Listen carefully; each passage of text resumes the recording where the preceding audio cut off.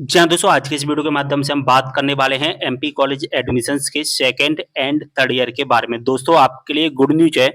वैसे तो आप सभी को पता चल ही गया होगा कि BA, BCom, BSc, BLLB, UG का आपने कोई भी कोर्स किया हो या बीबीए हो गया, बीसीए हो गया। अगर हम बात करें MA, MCom, MSc, LLB, LLM, PG का कोई भी कोर्स हो गया।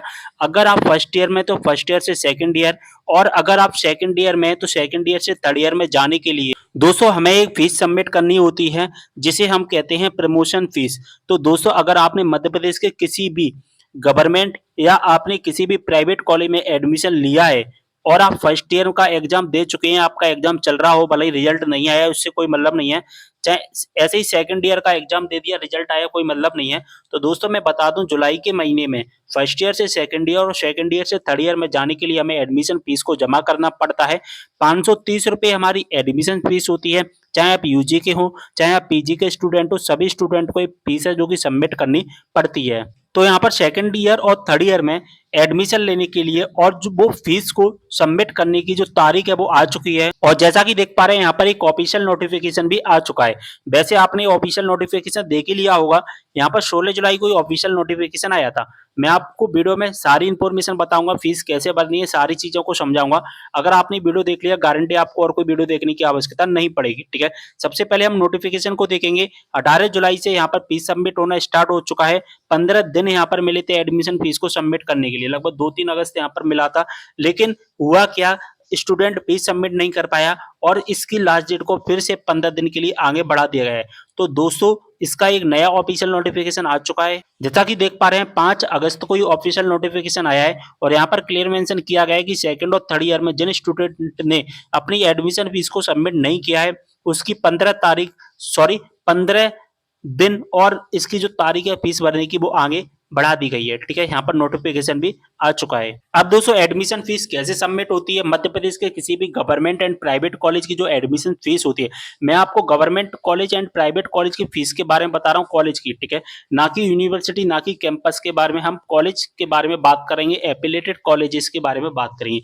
आप सभी को पता है ई प्रवेश के माध्यम से एडमिशन होते हैं हमारे। ई प्रवेश के माध्यम से आपने काउंसलिंग की होगी एडमिशन के टाइम पर फर्स्ट ईयर में, अगर आपको याद होगा तो। ठीक है, तो यहीं से हमारी सेकेंड ईयर की फीस जमा होगी, यहीं से हमारी थर्ड ईयर की फीस जमा होगी।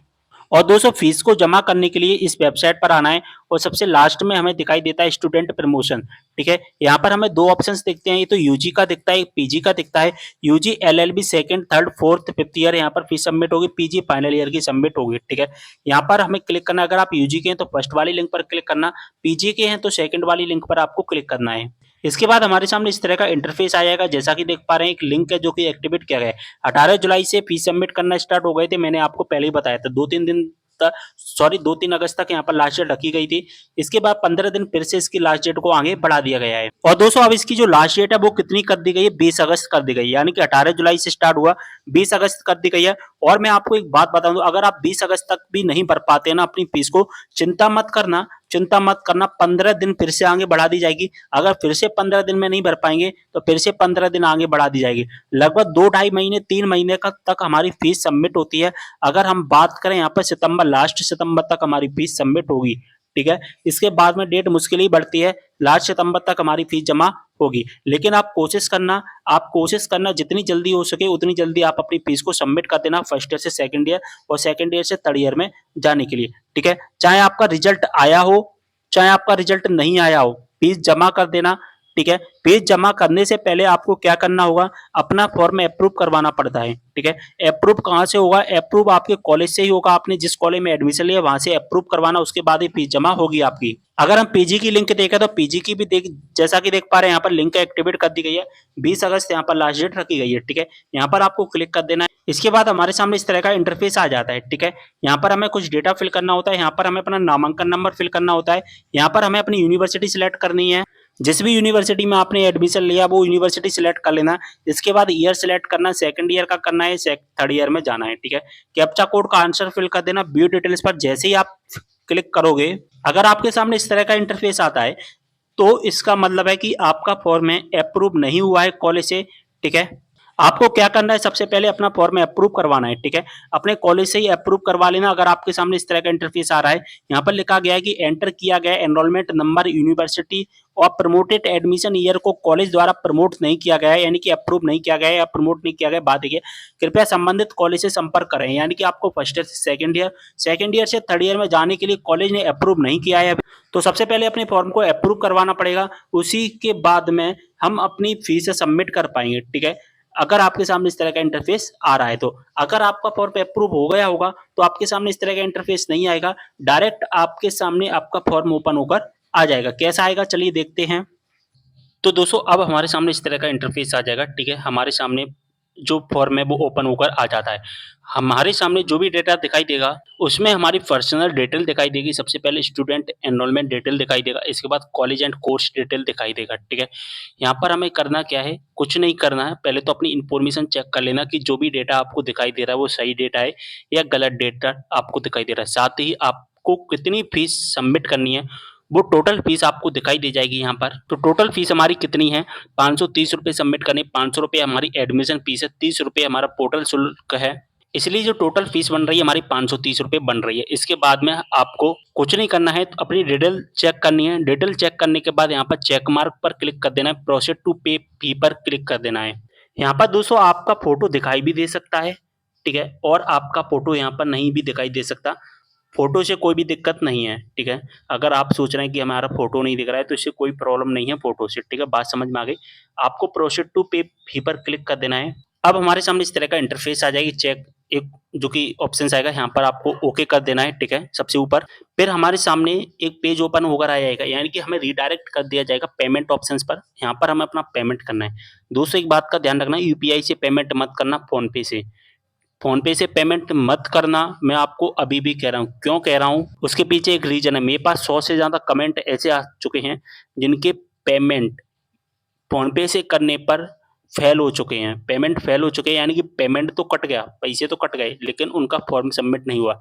ऐसे पर डे एक कमेंट ज़रूर आता है मेरे पास, इसलिए मैं आपको सलाह दूँगा, आप यूपीआई से पेमेंट मत करना, ठीक है? पेमेंट अगर करना है तो नेट बैंकिंग से कर लेना, डेबिट क्रेडिट कार्ड से कर लेना, या फिर आप एमपी ऑनलाइन से करवा लेना, एमपी ऑनलाइन की शॉप पर जाकर, ठीक है?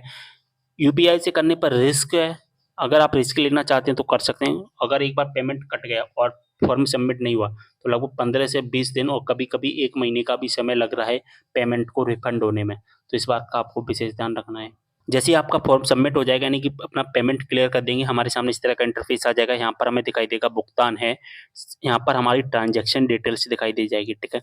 जितना भी हमने पेमेंट किया है वो हमें दिखाई दे जाएगा, साथ ही हमारी डिटेल दिखाई देगी और यहाँ पर हमें एक रेफ़रेंस नंबर भी मिल जाएगा, ठीक है?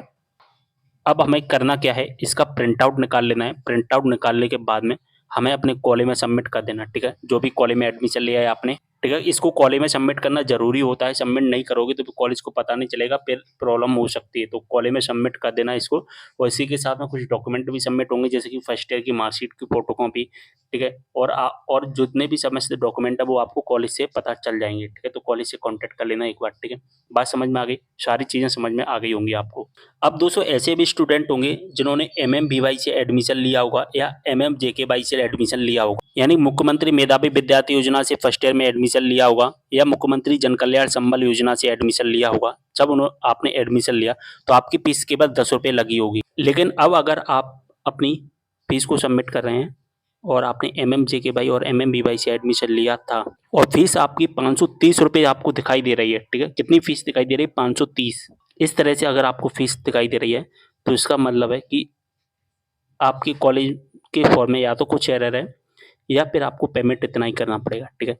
अगर आपने एमएमवीवाई या एमएमजेकेवाई से एडमिशन लिया और ₹500 सबमिट करने का ऑप्शन आ रहा है, यहाँ पर ₹10 आना चाहिए था, लेकिन आप ₹500 ऑप्शन है रहा है पेमेंट करने का, तो सबसे पहले आप अपने कॉलेज से कॉन्टैक्ट करना। अगर कॉलेज से हेल्प नहीं हो रही है, तो फिर आपको ये ₹500 दिख रहे हैं ना, वो ही आपको सबमिट करने पड़ेंगे, ₹530 सबमिट करने, इसके अलावा कोई भी फीस नहीं देनी होगी, फिर आपको केवल और केवल एग्ज़ाम फीस ही देनी पड़ेगी, ठीक है? बात समझ में आ गई, सारी चीज़ें समझ में आ गई होंगी। वीडियो को शेयर कर देना है, मिलते हैं अगली वीडियो में एक और जानकारी के साथ, तब तक के लिए बाय।